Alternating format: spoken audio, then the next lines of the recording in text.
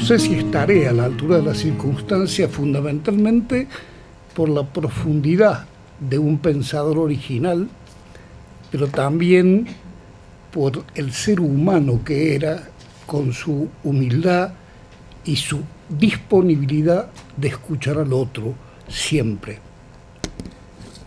Es cierta la observación de Horacio González, quien advierte que pensar se piensa de muchas maneras, pero que Toto Smuggler pensaba con los ojos.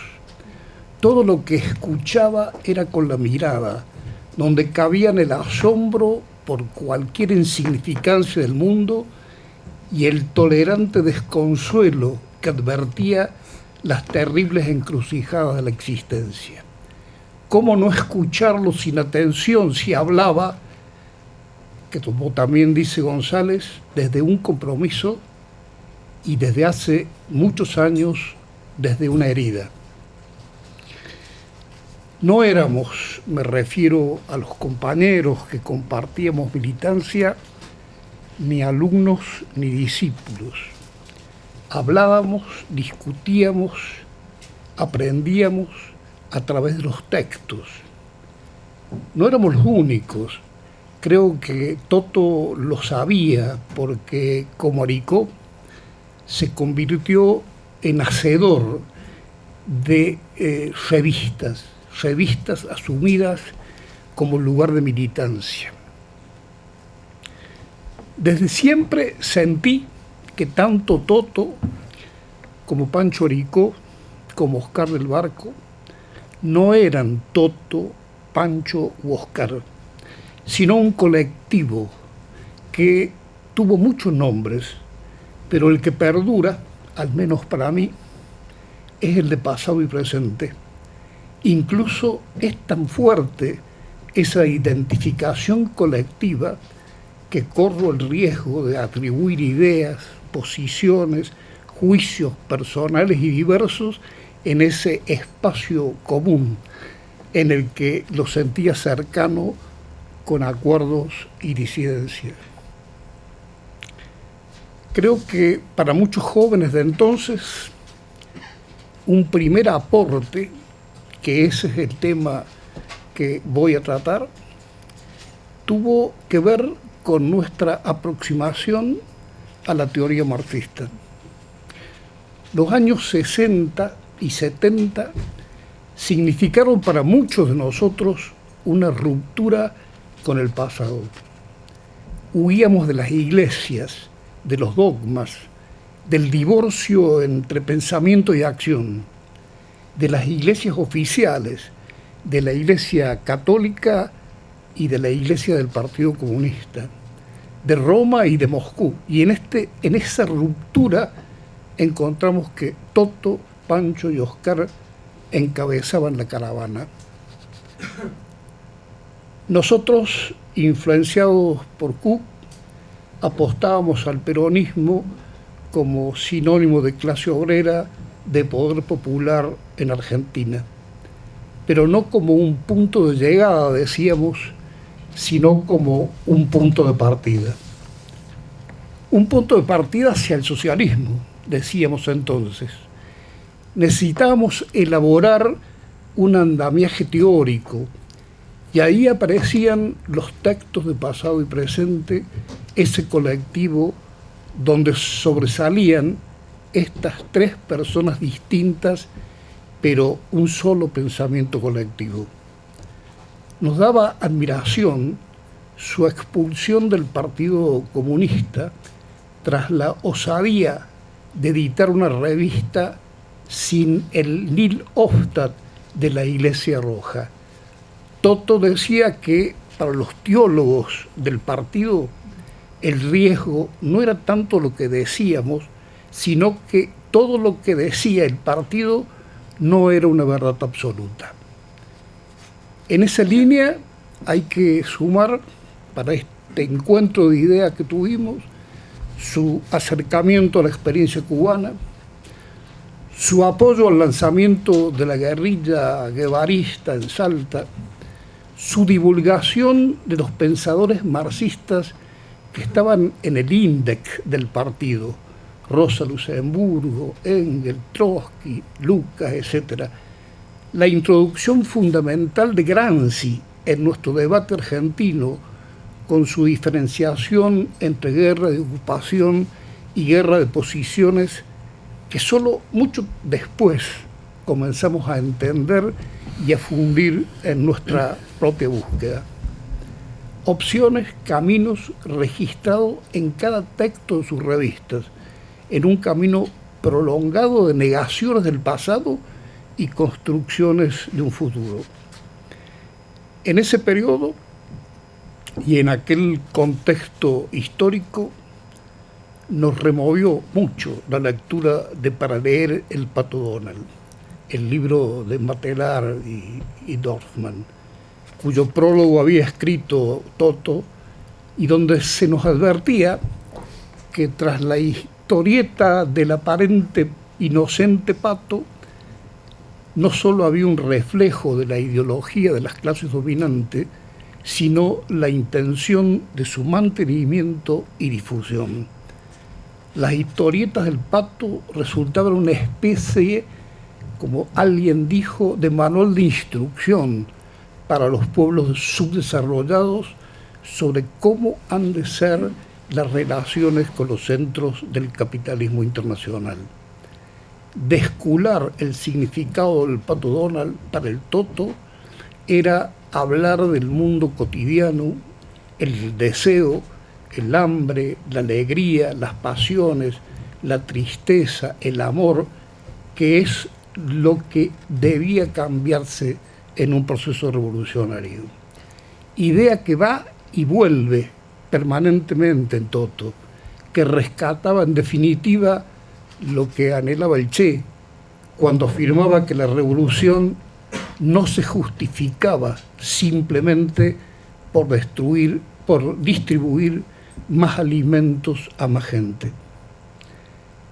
Por extensión, sus estudios sobre comunicación nos advertían tanto tiempo atrás en la historia sobre el rol manipulador de los mensajes. Teníamos, como dije, y salvando las diferencias, una actitud común frente a la imposición de los dogmas, ya sean católicos como marxistas. Por eso, desde esa sensibilidad, coincidíamos en gozar, entre otros de Cortázar, de sentir a Rayuela como un libro de la libertad, del amor, de una nueva forma de vida. Y allí estaba Toto, que nos había regalado su Rayuela, Juicio de la Literatura, que redescubrimos años después. En algunas entrevistas reconocía que para él el libro de Cortázar le había producido un sacudón vital, que vino a precisar, a poner en palabras y gestos, historias, personajes con los que nos identificábamos.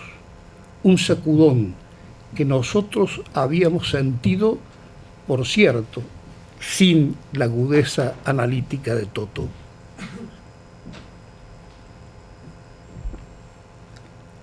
En esa relación entre militantes que trataban de pensar y pensadores militantes, por momentos había paradojas y desacuerdos.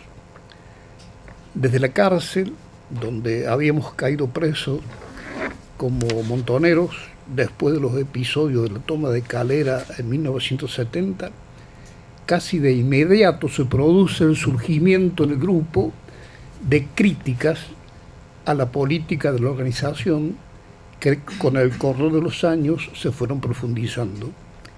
Los ejes de la crítica que expusimos en un documento que luego se convierte en el fundamento de nuestra separación, estaban concentrados en el rechazo a la práctica foquista y militarista de la organización y al enfoque movimentista del peronismo. Criticábamos la supremacía de lo militar sobre lo político y planteábamos una ilusoria alternativa independiente de la clase obrera. Así llegamos a 1973, nosotros fuera de Montoneros, contrariamente al proceso de pasado y presente, que por esos años se ligaba de distintas maneras a la organización.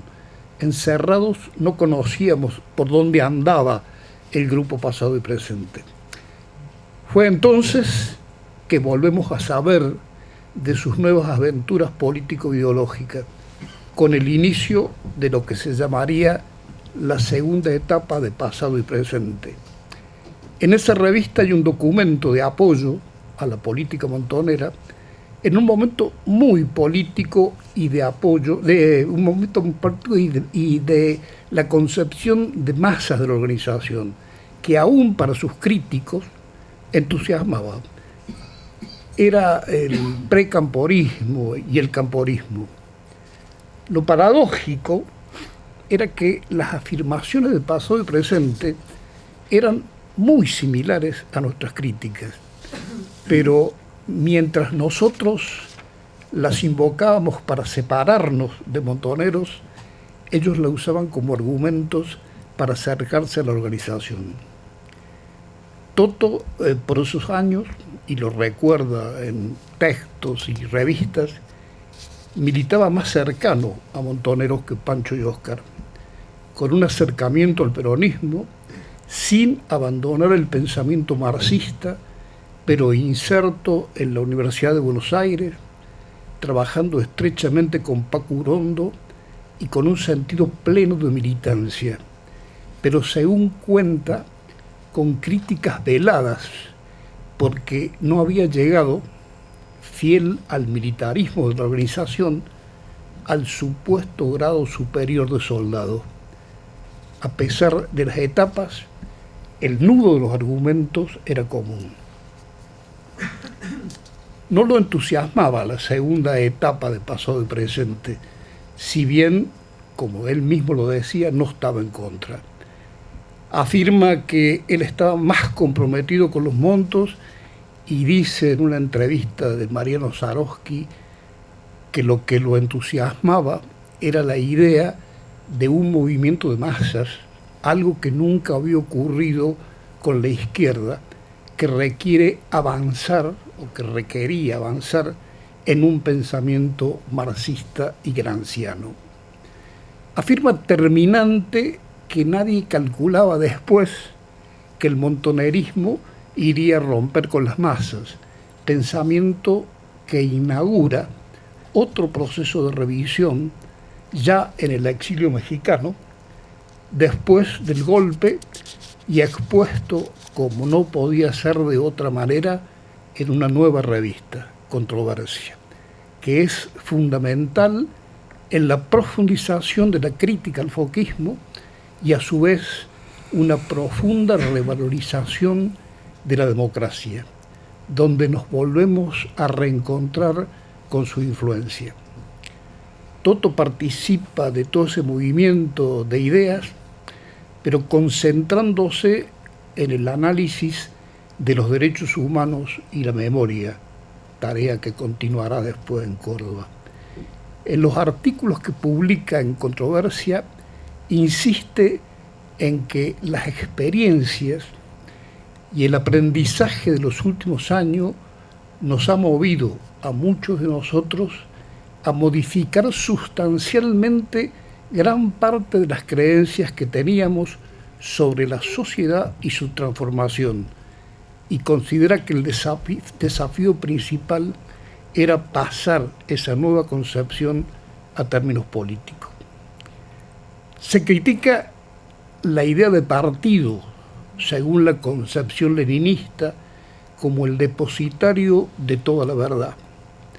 La idea de una revolución impuesta desde arriba, de la violencia como posibilidad de construcción de una revolución, la concepción de una vanguardia iluminada, la falta de incorporación del deseo de la vida cotidiana en un planteo revolucionario. Críticas que fuimos construyendo, que vamos construyendo.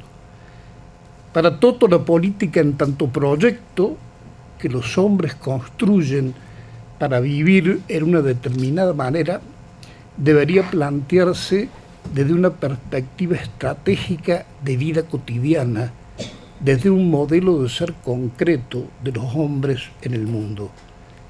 Escribió alguna vez en Controversia. Como contrapartida, se inicia una revalorización de la democracia y de la política como herramienta de transformación de la sociedad. Toto se preguntaba por qué aferrarse a esquemas anacrónicos y no pensar todo de nuevo para inventar o reinventar el movimiento que aglutine a las fuerzas que en la realidad argentina aspiran a un cambio en sentido estricto. Se preguntaba qué significa hablar de socialismo o peronismo si se pudiera acordar a priori en un modelo de sociedad para la existencia de los hombres concretos. Se preguntaba qué es el peronismo sino la forma en que los argentinos han ido encontrando la manera de reencontrarse en la historia, salvo que se piensa, decía, en el socialismo como lo teleológico y en el peronismo como una realidad que es preciso aceptar, pero accidental, y por lo tanto perecerá. En el 2003, con mi amigo Sergio, hijo de Toto, y Emanuel Rodríguez, siguiendo de alguna manera sus pasiones, editamos la revista La Intemperie.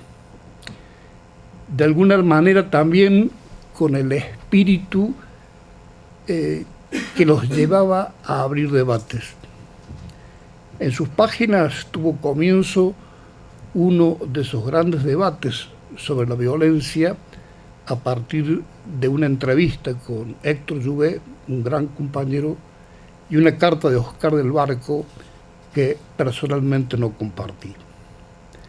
Era una coyuntura particular en la que nos sentíamos políticamente a la intemperie, que no éramos pocos los que caminábamos a cielo abierto, que no teníamos techo que nos cobije, que sí, que estábamos a la intemperie, pero fieles a nuestra idea de justicia y libertad, que rechazábamos de cuajo los valores con que los poderosos moldean nuestro mundo, que no renunciábamos a la convicción de que otro mundo es posible. Estábamos enteros, pero sin cobijo. Por eso la revista.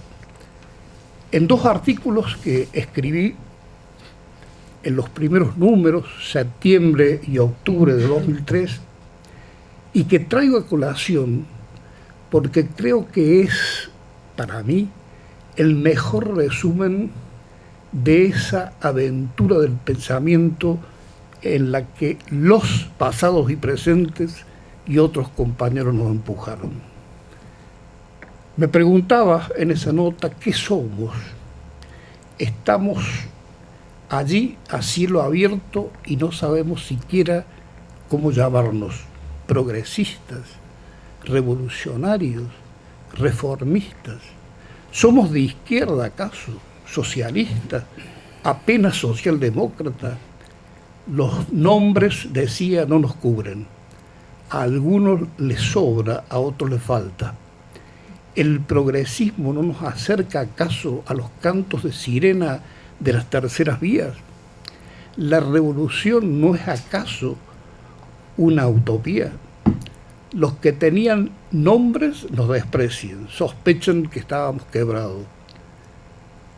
Tienen techos que no nos gusta, decía, tienen casas que la historia ha destruido y quizás estén tan a la intemperie como nosotros y no lo saben, pero se encierran en sus viejas taperas ideológicas con el mismo dogmatismo, con el mismo fundamentalismo que alguna vez practicamos. ¿Qué es hoy la revolución?, nos preguntábamos entonces. ¿El asalto al poder? ¿Qué es el socialismo? aquello que por simples fallas humanas no supieron completar los soviéticos, los chinos, los vietnamitas, los nicaragüenses, los cubanos, el sentido histórico. Debía aclarar muchas veces que respetaba enormemente sus intentos, pero los hechos demostraban que eran procesos fallidos, incompletos, precisamente de lo que planteaba el Toto, de la cotidianeidad que debía tener la revolución. Me preguntaba que si tanta sangre, nuestros muertos, nuestros desaparecidos, nuestros torturados, que eran muchos sin duda, guardaba relación con la poca revolución que habíamos protagonizado. Que dónde estaba la razón, solo en nuestras debilidades humanas está el fracaso. Los desvíos permanentes al autoritarismo, al totalitarismo, son la consecuencia de líderes pervertidos, o hay algo en nuestras concepciones, en un nosotros históricos, en nuestros dogmas, en nuestra estructura organizativa que conlleva a la asfixia de nuestras revoluciones. Estamos a la intemperie porque interrogamos a la historia y nos interrogamos. Estamos a la intemperie porque aún no tenemos respuestas. Contrapoder o asalto al poder, construcción o destrucción, democracia o violencia, solo denuncia o también compromiso de gestión, aislamiento proletario o una unidad amplia, atomización o movimiento de movimientos, rebeldes sociales o revolucionarios, organizaciones horizontales o aparatos verticales. Todos estos temas que solo pueden debatirse a cielo abierto, de alguna manera nos habían sido transmitidos por Toto y sus compañeros de pasado y presente.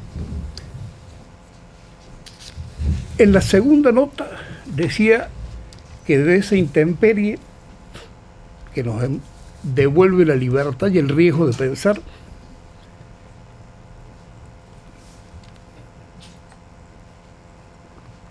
que nos devuelve la palabra, balbuciante todavía es cierto, digo, despojado de cobijo, que la izquierda que pretenda construir una alternativa real al capitalismo y su cultura debe dejar de pensar y de actuar en clave revolucionaria, que es, como decía Aricó, similar a decir que Dios no existe para los creyentes, y qué idea de la que participaba Toto y Oscar. ¿Qué es pensar y actuar en clave revolucionaria? Es pensar la revolución como un punto de llegada inexorable y determinado. Es concebirla como un hecho fulminante que se produce a partir de la toma del poder. Se trata de un hecho mágico que se produce desde la cúspide del Estado, por decreto de necesidad y urgencia.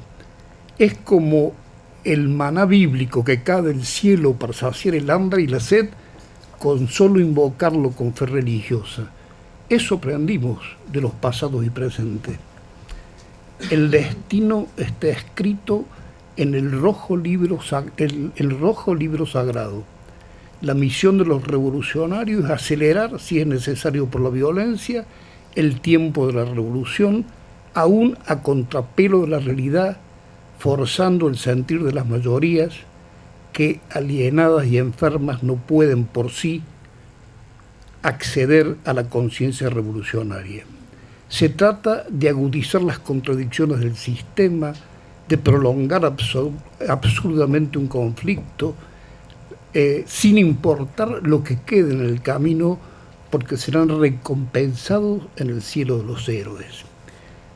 Pensar en clave revolucionaria es actuar como la vanguardia lúcida, capaz de iluminar la tendencia reformista de las masas. Es organizarnos como partido, entendido como el propietario de la teoría, según el catecismo leninista, para instaurar la dictadura del proletariado.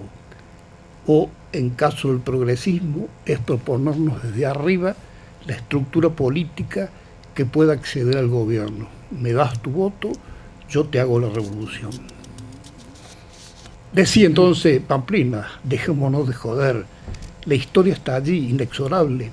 ¿Qué es hoy la revolución, el asalto al poder? ¿Qué es el socialismo? Aquello que por simples fallas humanas no pudieron completar los soviéticos, los chinos, los vietnamitas, los nicaragüenses, los cubanos. Demasiada sangre para tan poca revolución. Para comprender la revolución, la construcción de una nueva cultura, de una nueva hegemonía, agregaba Del Barco, con la complicidad del Toto, pensemos en todo caso en lo que quiere decir volverse sentido común o encarnarse en las masas, y tendremos la sugestión de lo que puede significar ese proceso mediante el cual una sociedad cualquiera se transforma. Los valores del mundo nuevo, que no nos vienen desde la teoría, sino desde la vida, desde la lucha contra la cultura del capitalismo, deben volverse sentido común. La revolución es un camino, no el punto de llegada. La construcción de la revolución, lo decía Del Barco, requiere no solo una fuerza puramente política, sino algo más grande, cierto desencadenamiento en abismo de lo que solo puede expresarse mediante la palabra cuerpo, cuerpo individual y cuerpo social, cuerpos del trabajo y del pensamiento, martirizados, alienados, pero siempre únicos gérmenes de lo posible y de lo imposible. La construcción de la hegemonía en el sentido gramsciano, la definición de la revolución como una aventura del pensamiento, es lo que nos enseñaron esa trilogía de Toto, Pancho y Oscar. Como alguien escribió para despedirlo, Toto nos impulsó a habitar el mundo bajo la forma de una conversación, que podía ser tan grácil como tensa, siempre rigurosa, con seres, textos, ideas, de todos los lugares y de todos los tiempos, con los que podríamos dialogar en la medida en que fuéramos capaces de extraer de ellos el mensaje que encierran sobre nuestro presente y sobre la vida del espíritu, que era irrenunciable. Es todo lo que tengo para decir de esta poderosa influencia de Toto y de los pasados presentes. Gracias.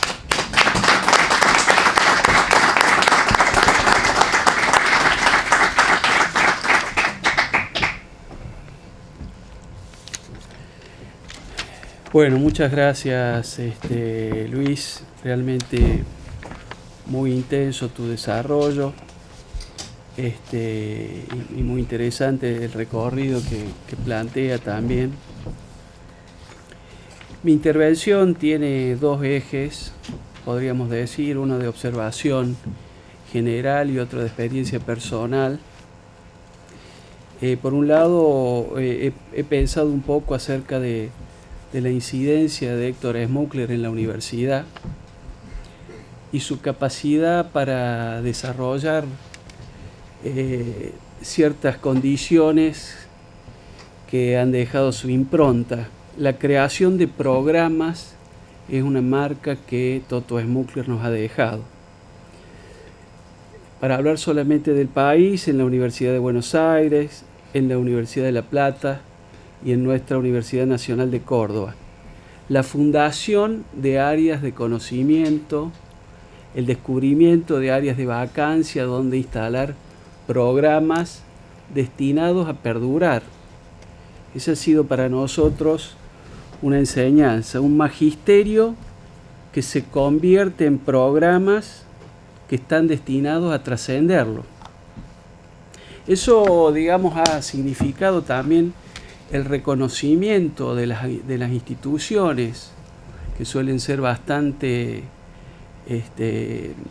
poco generosas con las personas que han dejado huellas como las de Schmuckler en nuestras instituciones, pero la comunidad que lo ha rodeado ha reconocido su impronta generosa y rigurosa, y entonces uno encuentra que esta universidad, donde trabajó, digamos, hasta los últimos días de su vida, lo nombró con la máxima distinción para un profesor de la casa, que es decir, profesor emérito.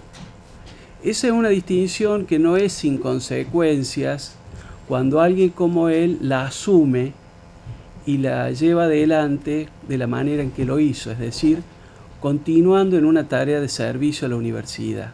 Eso es lo que nosotros, los que tenemos la dicha de trabajar en esta institución, vimos hasta en los últimos días.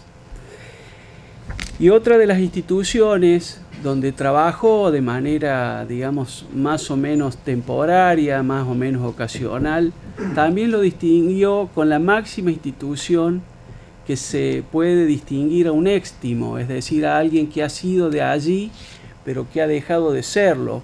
Y eso es el doctorado honoris causa de la UBA, con la que distinguieron a Toto hace unos años. Si nosotros hablamos de esta institución y tenemos que hablar de cuáles son los programas que dejó y los que trascendieron a su condición de fundador, tendríamos que mencionar por lo menos a los siguientes: la revista Estudios, que fundó en el año 93, acompañado por Elsa Chanaguir, que está aquí presente; una maestría en Comunicación y Cultura, que continúa como un programa vigente dentro del Centro de Estudios Avanzados; un programa de estudios sobre la memoria, digamos que es un modelo, que fue un modelo para la institución, que empezó a organizarse, empezó a pensar que la estructura de una institución como esta podrían ser programas, es decir, un punto de encuentro de miradas convergentes o divergentes sobre una línea determinada de pensamiento y de estudio. Pero no solamente estas instituciones que generó dentro de la institución y que siguen vigentes no son las únicas, deben mencionarse también su participación generosa en otras instituciones universitarias, unas cercanas a las nuestras y otras que no conozco, porque además, digamos, puedo hablar de las que tengo cercanas. Estuvo en los grupos fundacionales del doctorado en Estudios Sociales de América Latina, especialmente trabajando en la línea de Comunicación y Cultura, donde dio clase también, y también en el doctorado en Comunicación Social de la Facultad de Ciencias de la Comunicación. De esta manera de hacer magisterio se puede ver, digamos, ese magisterio encarnado en acciones de gestión institucional, ¿no? Eso siempre, desde mi punto de vista, significa un gesto generoso, un gesto de trabajar para el otro, con el otro, y me parece que eso es algo que vale la pena recuperar. En ese derrotero en la universidad, en su trabajo en la universidad, uno podría reconocer, muchos lo reconocen, un verdadero magisterio, es decir, cuántas personas reconocen haber sido hechizados por su palabra en las aulas, en su manera de decir, en su manera de pensar y de reflexionar con otros. Yo no tuve esa suerte, tuve otra suerte que luego les voy a comentar, cómo me hice estudiante de Smukler, aprendiz de Smukler. Pero me gustaría relacionar un poco esta suerte de pulsión a hacer revistas, que es un segundo de los ejes, por donde creó una revista, uno podría decir, Pasado y Presente, Comunicación y Cultura, los libros, estudios. Y esto se relaciona también con la relación con su propia obra, esa escritura colectiva que es una revista, y qué pasa con la propia obra cuando uno está enredado en esto. Enredado en proyectos comunicantes, se pasó buena parte de la vida haciendo revistas. Conductor o partícipe necesario de estas experiencias de confrontación de ideas escritura, parece haber hecho allí una de sus mayores inversiones libidinales. Quizás sea por eso que descuidó su obra, o que desdeñó la idea de sujetarla en libros. Tal vez trabajaba para un único volumen que todavía no fue publicado, y que a lo mejor se estará publicando. Sin embargo, pregunto aquí en esta sala si alguien tiene idea de cuántas veces ha sido citado Smukler, de cuántas veces se lo sigue citando y se lo citará. Tal la incidencia de su pensamiento y de su palabra escrita. En relación a las revistas que Smukler desarrolló, y mi condición de estudiante y aprendiz, quiero recuperar la experiencia de la revista Estudios. Podríamos hablar de su segunda etapa, un periodo que duró 6 años y en el que hicimos el número que va del 14 al 22 de la revista. Es interesante conocer el origen o la idea original de la revista, y para eso traigo aquí unas líneas del editorial del primer número, ¿no? Dice así: las páginas de estudio se ofrecen como escenario abierto para reflexionar nuestro inquietante presente, pero por eso prestaremos especial atención al pasado. Sin memoria de lo que fuimos, difícilmente accederemos a entender por qué estamos donde estamos. En su espacio podrán demorarse estudios parciales, detalles junto a visiones globales. Los problemas civilizatorios no prescinden de ideas generales, pero se muestran en los quehaceres de la vida cotidiana. Existe para la revista un punto de encuentro definido: indagar cómo las formas concretas del pensar y del actuar de los seres humanos interfieren en la elaboración de la cultura donde ellos mismos habitan. Todas las disciplinas que promueve la actividad académica de la Universidad Nacional de Córdoba, por consiguiente, están convocadas a participar. En cualquier caso, se trata de evitar artículos rigurosamente técnicos o de interés exclusivo para especialistas. No es el desarrollo en sí de una rama u otra del conocimiento lo que interesa, sino cómo determinados saberes o determinadas tendencias de esos saberes significan en los valores, creencias e ideas que sustenta la sociedad y condicionan la vida de los individuos de nuestra época. Preocupan todos los aspectos de la ciencia, la técnica, las artes, la religión, en la medida que son generadores e instrumentos de situación material y espiritual. ¿Es posible escindir una de otra? Que vive situación material y espiritual, que vive el mundo y que tiene especificidades reconocibles en Argentina. Esas eran las líneas de la revista, y uno puede ver el número que va del 1 al 13, número emblemático donde pareció que no volvería a salir, hasta que apareció el número 14. Y allí él fue muy generoso conmigo, que fui a proponerle que continuáramos la revista, y me dijo: ¿y por qué no la haces vos a la revista? Y le dije que porque era indispensable que él siguiera en la revista. Pero yo estoy seguro, me dijo, que esa revista no va a ser la que veníamos haciendo. No, efectivamente no. Yo venía con algunas ideas que tenían que ver con las tendencias de las revistas académicas. Esta no era estrictamente una revista académica. Esta era una revista de pensamiento, una revista que reflejaba la construcción del conocimiento institucional. Y yo venía a proponerle una revista que se incorporara al mundo de la ciencia, por decirlo así, de las ciencias sociales. Había que someterla a los maltratos de la bibliometría para convertirla en una revista que se pudiera indexar y que pudiera convertirse en un crédito para los investigadores. Y como no nos conocíamos, apenas nos empezábamos a frecuentar, no tuve ningún problema en decirle todo eso.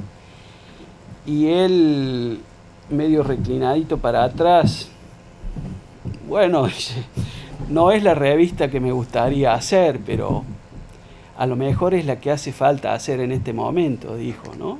Circunstancias institucionales probablemente pedían que se hiciera así. Sin embargo, el cumplimiento de esos requisitos no nos impidió, digamos, establecer una relación muy interesante en la discusión de las ideas que iban a ser las rectoras de los números, que se convirtieron en números monográficos, que tenían que ver a veces con asuntos coyunturales, otras veces con cruces de disciplinas y otras veces con la discusión sobre el asunto en una disciplina determinada.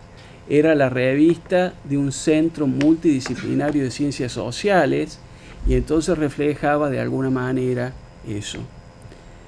Él nos dejó hacer generosamente, dejó que esa revista se convirtiera en un vehículo institucional para cumplir una misión que nosotros creíamos que era la que correspondía entonces. Y lo hizo generosamente porque no nos dejó sueltos, no nos abandonó. Rigurosamente leyó todos los trabajos propuestos para los números y rigurosamente escribió unas piezas fundamentales que podrían ser el programa de un proyecto de investigación, es decir, las 22 editoriales que escribió para los 22 números de la revista mientras fue director. A propósito de eso, les quiero proponer, ya que esto es una clase y yo tengo el vicio de la docencia, que leamos juntos un texto escrito por él, y es a propósito del número 4 de la revista. Es el número destinado a conmemorar los 25 años del Cordobazo. Al recordar el Cordobazo, la universidad recuperaba su sentido primigenio, ser lugar común, comunidad, espacio donde las gentes están en compañía para saber lo que interesa a todos, universal. La universidad, lugar del saber, también se detiene a observar las huellas, no a borrarlas. Las marcas sobre un cuerpo que pertenece a todos. Cuando universidad indaga a su origen, su etimología llega a vertere, al vértere latino, verter, hacer girar, derribar, cambiar, la vertiente y lo que vertebra, vértice. Desde allí, ¿cómo pensar la relación entre la universidad y la sociedad? Si no es una afirmación meramente ocasional, ¿qué se quiere decir cuando se afirma que la universidad debe estar al servicio de la sociedad? ¿Realmente hay una sociedad que esté antes que la universidad? Siempre hay un saber sobre que la sociedad se asienta, aunque no resulte evidente. ¿Cómo disociarlos y establecer que uno precede al otro? ¿Cómo servirle y a la vez instituirla? ¿Cómo ser saber de la sociedad sin ser su crítica? Y más, ¿hay saber fuera de la crítica? ¿Es posible que el servicio que la universidad pueda prestar a la sociedad y por lo tanto a sí misma no sea otro que fortalecer sin claudicaciones su espíritu crítico? Estar en la sociedad pero no seducida, estar con toda la distancia necesaria como para que la lucidez, el saber, no se confunda con melodías tranquilizadoras de la época. La universidad como memoria actuante, como anamnesis, camino al saber a través de la memoria, como advertencia. Otra vez el verter de la etimología, la vertiente que labra el camino de la roca, el rastro donde se reconoce aquello que hizo lo que somos. Universidad, dijimos, es o debería ser lugar de permanente reflexión sobre la vida material y espiritual de la sociedad. Dábamos razones para que las jornadas recordatorias del Cordobazo se llevaran a cabo, el saber como riesgo, la universidad también en el papel de antena sensible al devenir de la sociedad, a lo que está haciendo y que consecuentemente no puede percibirse como un corpus acabado en el que los acontecimientos puedan detenerse con frío reposo.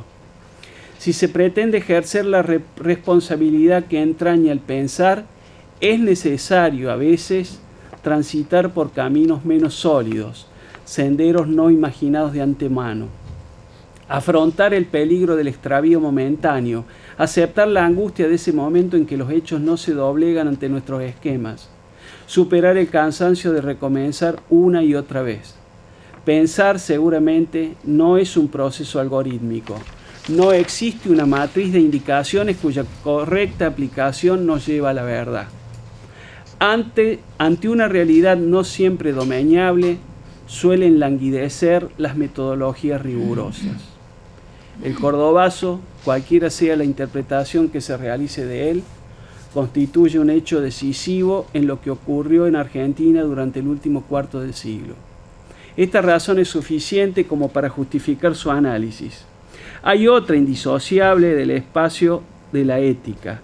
Despojados de su memoria, los pueblos se opacan, mueren, y suelen morir en medio de la algarabía de imaginar que el pasado no interesa, aturdidos por voces que los llaman a no recordar, apalabrados por ilusionistas que susurran que hoy, en cada hoy, todo empieza de nuevo. Las raíces pueden secarse si una voluntad de memoria no se opone a la voluntad de olvido. Sin esta fidelidad no hay ética perdurable. Recordarlo, tal vez, constituye el deber prioritario de la universidad. Bueno, solo me restaría agregar una reflexión sobre la escritura de Buchler, que no debe haber pasado desapercibido, pero si uno lee una serie de textos advertirá quizá algo parecido a lo que yo he percibido a propósito de su condición de ensayista, ¿no? Ese género anfibio, ese género elusivo tan particular, y en el estilo, lo que podríamos llamar el estilo Smukler. Tensar la cuerda al máximo, el oído puesto en la palabra para darle el mejor lugar en la conjetura y en la compulsa de ideas. Las citas, tomar prestado con amoroso cuidado las palabras y las ideas de otros para devolverlas transformadas en escritura.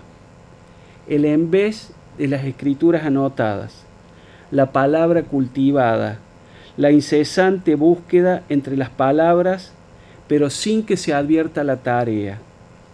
Tensó la cuerda del ensayo para ponerla al lado de la poesía. Bueno, gracias.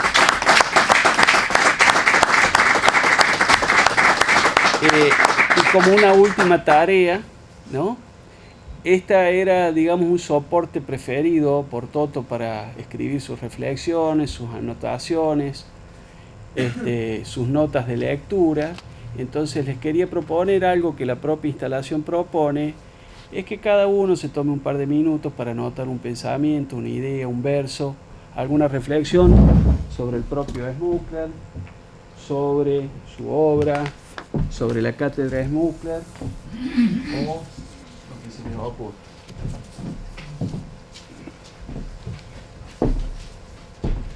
Bueno, en este momento abrimos la conversación. Se puede intervenir, decir, preguntar, leer la fichita, lo que cada uno desee, ¿no?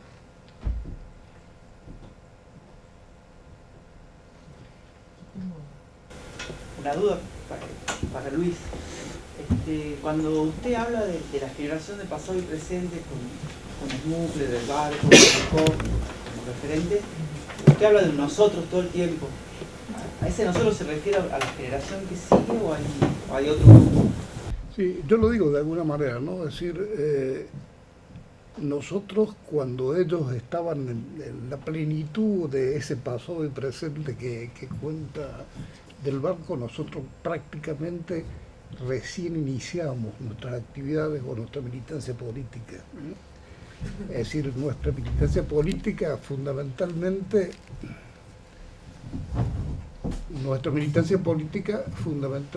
se da en todo un proceso prácticamente como así hecho que puede ser clave en eso fue el golpe militar de 1966, que cerró todas las puertas de participación, la universidad, los partidos políticos, y eso nos abrió hacia una serie de búsquedas, y entre ellos la búsqueda de pasado y presente. Pero cuando digo nosotros, fundamentalmente me refiero al grupo de militantes que compartíamos esa militancia y que estábamos en búsqueda permanente, sobre todo en ese momento de la teoría marxista, porque nos veíamos desde el peronismo de alguna manera un poco huérfanos desde la explicación teórica, ¿no?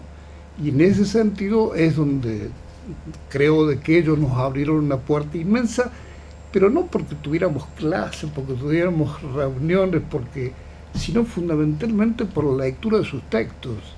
Y esa lectura de sus textos fue fundamental, ¿no? Es decir, los textos que a su vez eran variados y múltiples, y no solamente de ellos, porque con la labor editorial que emprendieron, abrían el juego hacia autores que para nosotros eran totalmente desconocidos y nos acercaban de alguna manera a un pensamiento mucho más amplio que el pensamiento oficial de la izquierda en Argentina. Para Luis, yo no sé si lo entendí bien, pero me pareció escuchar que usted planteaba que como grupo había una crítica hacia lo que usted explicó o denominó movimientismo.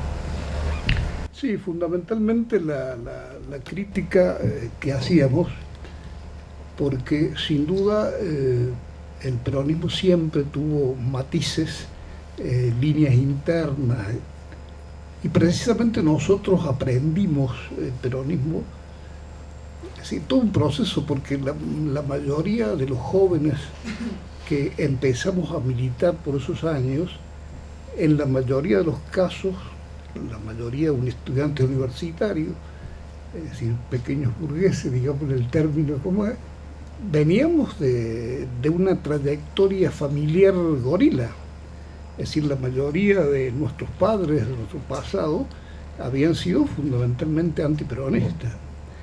Todo ese proceso del 55 en adelante comienza a develarnos una serie de cosas, es decir, que todo lo que se nos había inculcado, dicho, enseñado sobre el peronismo no era tan cierto, que ocultaba una parte fundamental que eran todos los logros a nivel de conquista social. Ese movimiento, cuando en 1955 es derrocado, surgen distintas tendencias. Nosotros fundamentalmente nos acercamos a lo que representó John William Cook dentro del peronismo, en el sentido de verlo como un punto de partida fundamental, ¿sí?, para llegar a algo más, que ese algo más era el socialismo. Mientras que otros sectores lo entendían al peronismo como un punto de llegada, o sea que más allá de eso no había, ¿no? Entonces ahí se planteaba una división entre lo que se llamó incluso históricamente, por un lado, tendencia revolucionaria y por otro lado el peronismo oficial. Montoneros, con su práctica, quizás visto después con los años, no era tan errónea.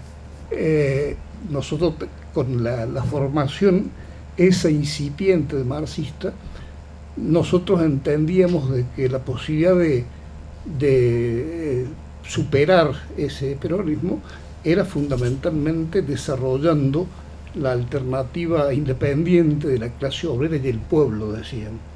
Mientras que el movimentismo decía que el punto de llegada era lo que se había hecho y había que repetir lo que se había hecho. Esa lucha se mezclaba con la lucha burocrática, es decir, todo el derrocamiento del gobierno peronista puso en el aire una serie de problemas, sobre todo en los sectores trabajadores y todo eso, y la idea precisamente del montonerismo en ese momento era que era la reivindicación global del peronismo, no esta cosa de tendencia revolucionaria, sino una idea en la que el movimiento, por eso el movimentismo, era lo que importaba, más que nada un movimiento que estaba integrado por distintos sectores sociales, por distintas ideologías, pero que era uno solo.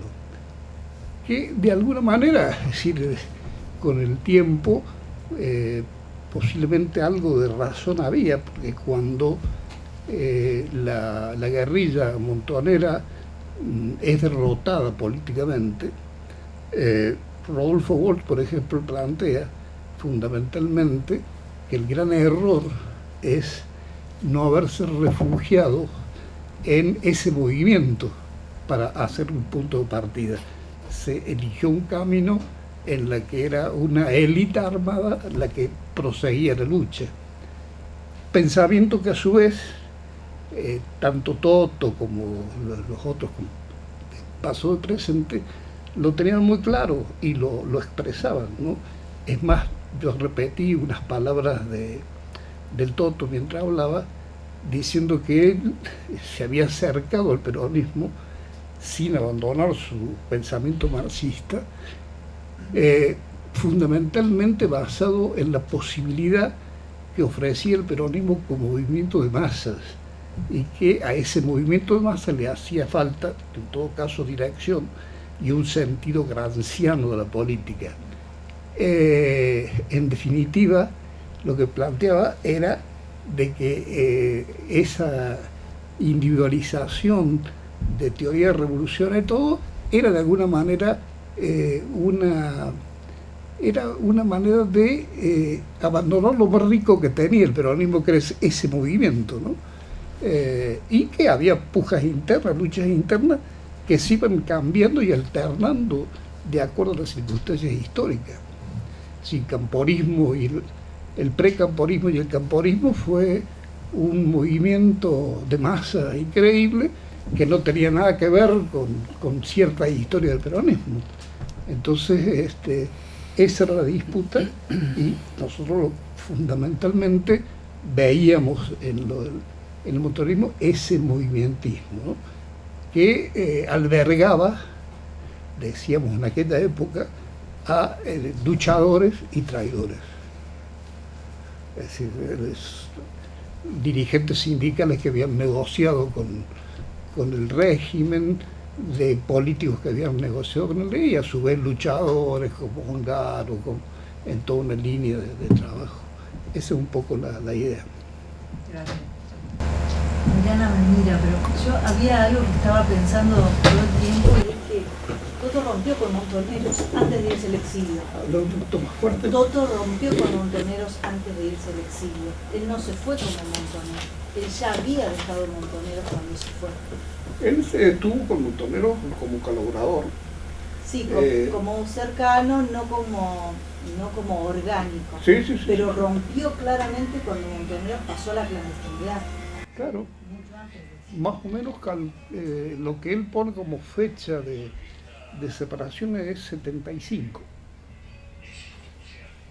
en la cual ya se separa totalmente, critica las políticas montoneras, pero recién en 75, ¿no? Y las críticas son las mismas críticas que nosotros habíamos hecho desde adentro de la cárcel, y que fueron a su vez las mismas críticas que después estuvieron presentes en todo el proceso de discusión en el exilio mexicano, enriquecido no solamente porque estaban gente de paso y presente, sino porque a través de controversia se habían sumado muchos intelectuales, algunos venían del peronismo. Casullo, por ejemplo, era un activo escritor de controversia. Estaba Ricardo Foster. Casullo y Caletti eran prensa de montoneros en Argentina. Claro.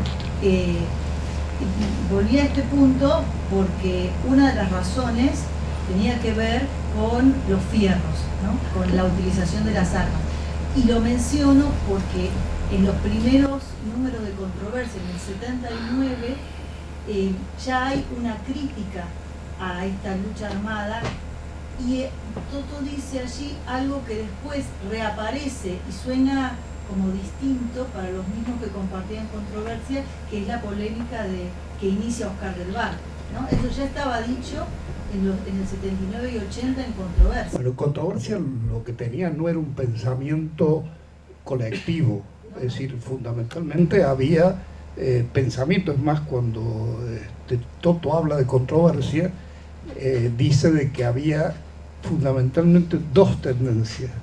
Una en la que la crítica a la guerrilla, fundamentalmente a la violencia, era el eje de la discusión, y ahí hacían una crítica profunda.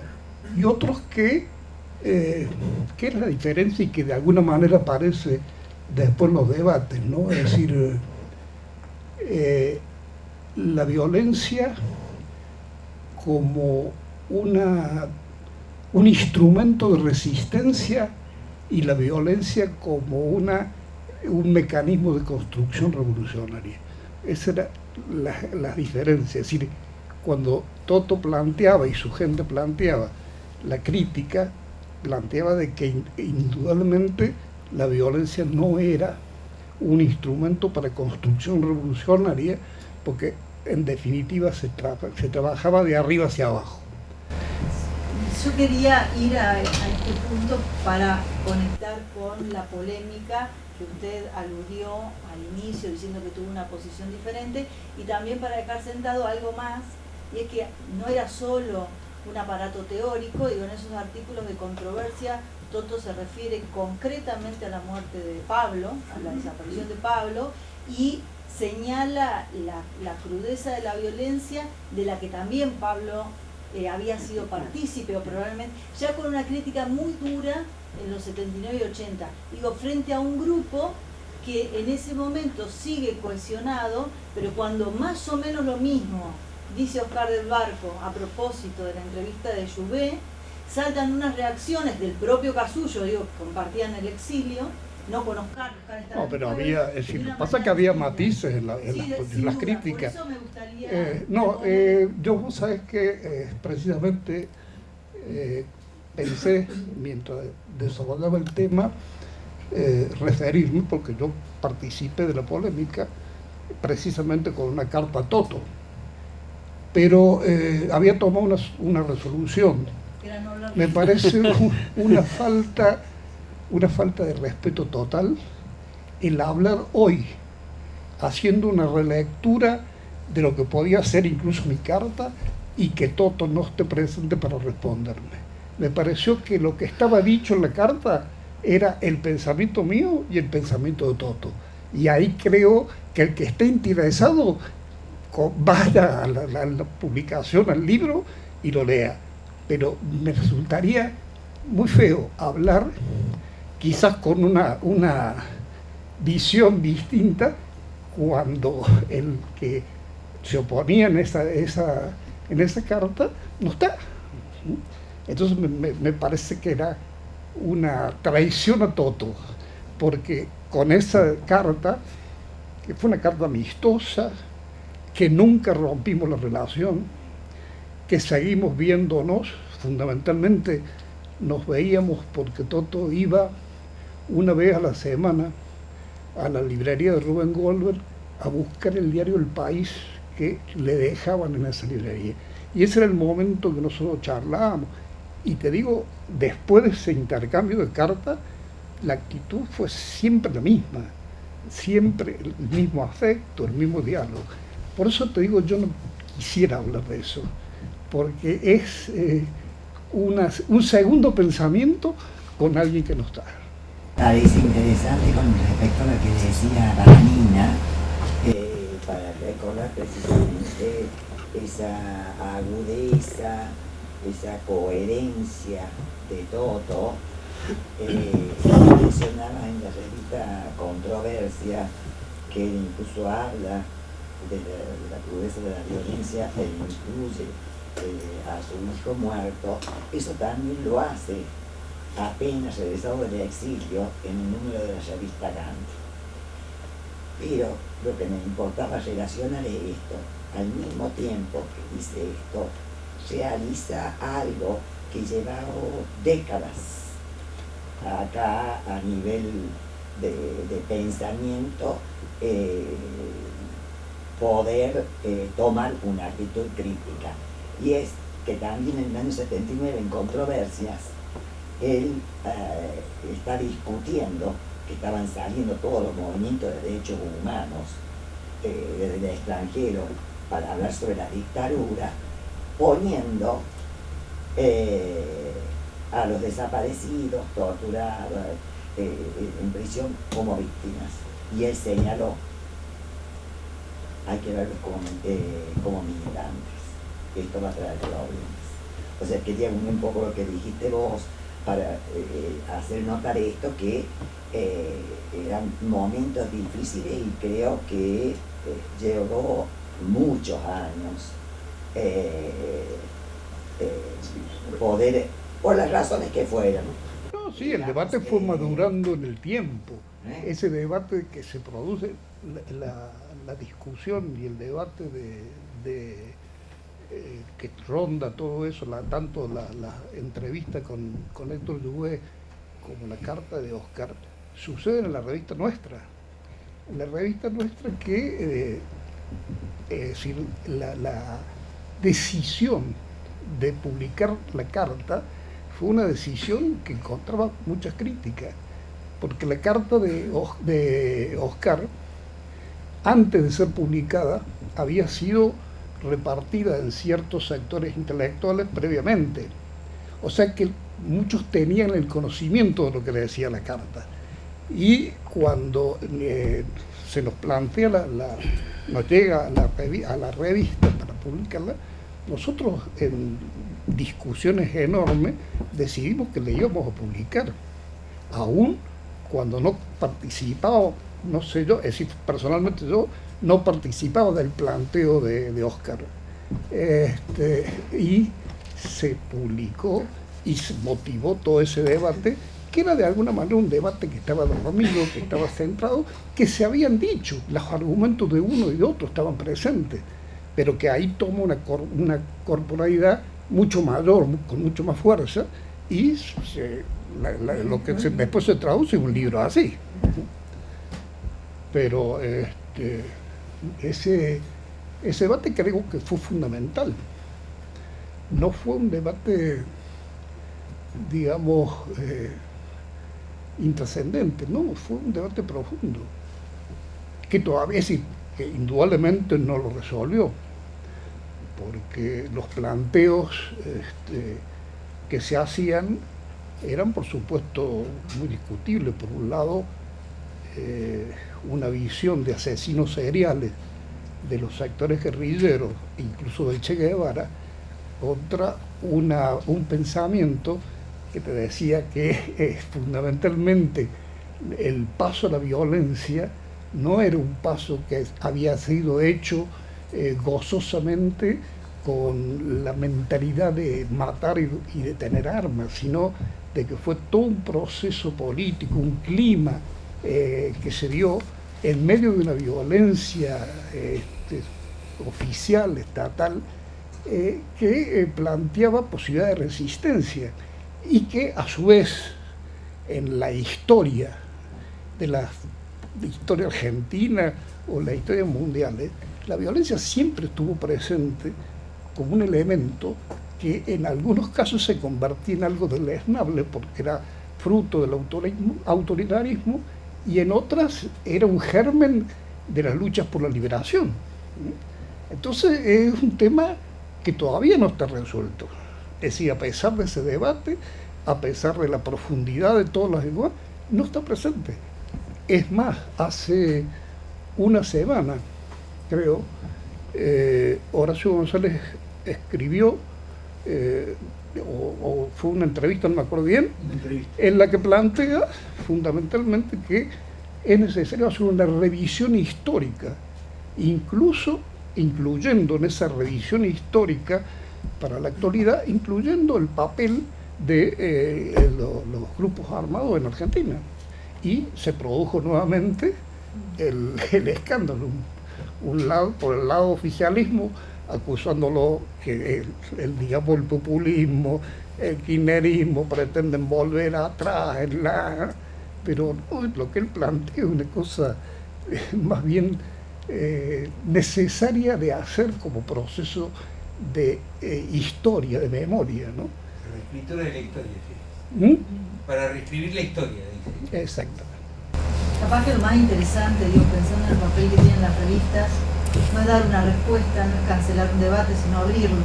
Capaz que lo interesante de la historia no es que sea reescrita, sino que sea reinterpretada tantas veces como sea necesario, sin dejar nada fijo, nada estable, porque ese es el sentido de la revisión, la capacidad de mirar para atrás y volver a leerlo, y volver a acomodarlo, y volver a pensarlo, porque puede decir siempre cosas nuevas. Bueno, creo que hemos llegado a una suerte de momento de clímax que podemos aplaudir, ¿no? Sí.